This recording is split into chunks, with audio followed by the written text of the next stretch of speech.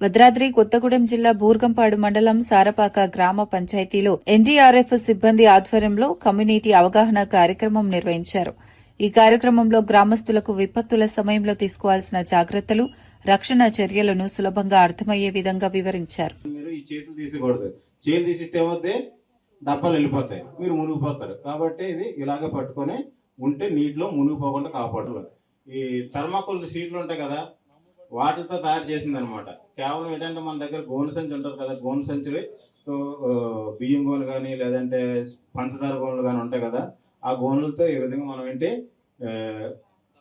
Thermocol షీట్ని మధ్యలో పెట్టేసి దానిపైన మనం దప్పలంతో కుట్టేసుకొని లేదంటే సూది ఉంటే సూదితోనైనా కుట్టేసుకునే విధంగా లైఫ్ జాకెట్ తయారు చేసుకోవచ్చు. వెనక ముందు ఈ విధంగా కట్టుకొని నీటిలో పట్టా సరే ఏమవుతే ఆ మనిషి మునిగిపోడు. ఓకే, కొంత సమయం వరకు మనకి అంటే ఇంత సమయం ఇది హెల్ప్ చేస్తుందని లేదు, కానీ వెంటనే అయితే ఏమైనా చనిపోయే ప్రమాదం అయితే ఉండదు. మ్యాక్సిమం ఎవరొక వచ్చి కాపాడే ఛాన్స్ అయితే ఇది మనకి ఇస్తుంది. నెక్స్ట్ ఏంటంటే ఇది ఏంటంటే అది మనం తయారు చేసుకుంది సొంతగా. ఇదేంటంటే మనకి ఫ్యాక్టరీ తయారు చేసిన ఇదేంటంటే మనకు 120 కేజీలు వెయిట్ ఉన్న వ్యక్తికి ఎవరికైనా సరే 72 గంటలు 3 రోజుల వరకు నీటిలో మునిగిపోకుండా కాపాడుతుంది ఇది. అది మనం తయారు చేసుకుంది కాబట్టి దానికి టైం అంటూ ఏమి లేదు, దీనికైతే టైం ఉంది. 72 గంటలు అంటే 3 రోజుల వరకు ఇది కాపాడుద్ది. మనకి పాపికొండల దగ్గర బోట్ ఇన్సిడెంట్ జరిగేది అందరూ తెలిసి ఉంటుంది. అక్కడ 76 మంది ఎంతమంది బోట్లు ఉన్నారు, మొత్తం చనిపోయారు. కారణం ఈ జాకెట్లు వేసుకోలేదు అందరూ. ఎందుకంటే మా ఎన్డీఆర్ఎఫ్ ప్రమాదం జరిగిన కొద్దిసేపట్లోనే అక్కడికి వెళ్ళడం జరిగింది, కానీ నీటి పైన ఎవరో లేరు.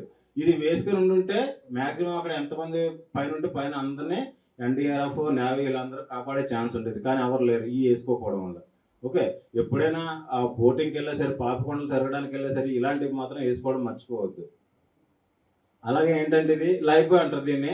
దీంతో ఒక్క మనిషి ప్రాణాలు కాపాడుకోవచ్చు, 10 మంది కాపాడుకోవచ్చు దీన్ని పట్టుకొని. ఇది ఎందుకు చూపించామంటే దీని జాగాలో మీరేం వాడతారు?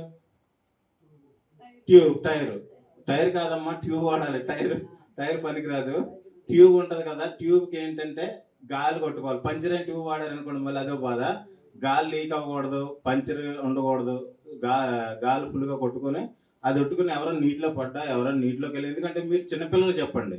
ఎందుకంటే చిన్నపిల్లలు మీ పిల్లలు ఇలాంటి వాళ్ళు ఎవరైనా ఉన్నారంటే వాళ్ళు ఎక్కువ ఈ ప్రమాదాలకు గురవుతున్నారు.